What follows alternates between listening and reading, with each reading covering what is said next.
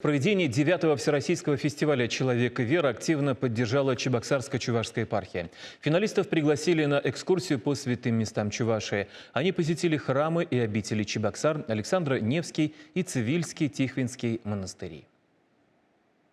Паломничество начали с Веденского кафедрального собора. Здесь участники фестиваля приложились к главной святыне края, образу Божией Матери Владимирская.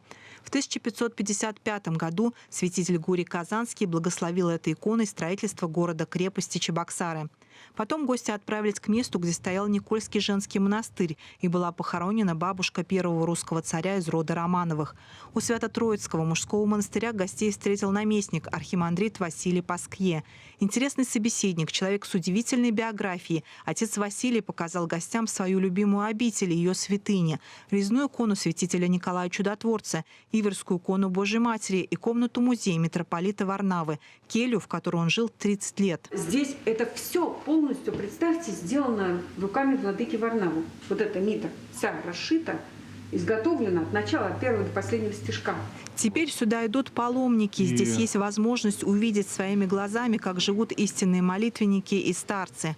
История Чебоксарско-Чувашской епархии неразрывно связана с именем митрополита Варнавы и восхищает каждого, кто прикасается к ней. Поразило то, с какой любовью, трепетом, нежностью люди стараются сохранить свою историю, как трепетно и бережно к ней относятся. При этом, вписав какие-то новые страницы, руководствуясь принципом «не навреди», сохраняя старое. Знакомство с православной Чувашией было бы неполным без посещения ее обители. В заключительный день фестиваля его участники и организаторы отправились в Александро-Невский мужской монастырь.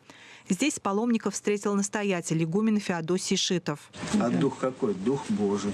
Да. У нас должен быть. А дух Божий – это где? Православие.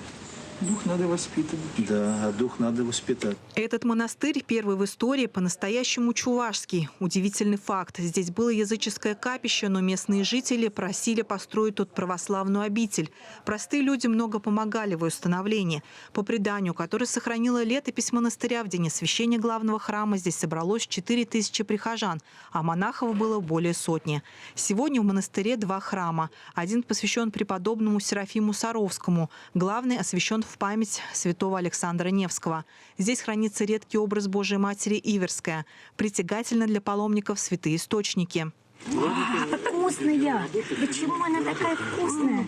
Еще одна точка паломнического маршрута – Цивильский Тихвинский монастырь. Частичка рая на земле, так называют его прихожане. В храме святого Харлампия хранится чудотворная икона Божией Матери Тихвинская. С ней связано множество чудес и исцелений. Помолились образы и участники фестиваля. Путь домой для многих дальний. С собой гости фестиваля увезли не только призы и подарки, но и память о святой православной вере, которой полна земля чувашская. Людмила Майкова, Зинаида Паршагина, Святослав Петров. Вести Чувашия.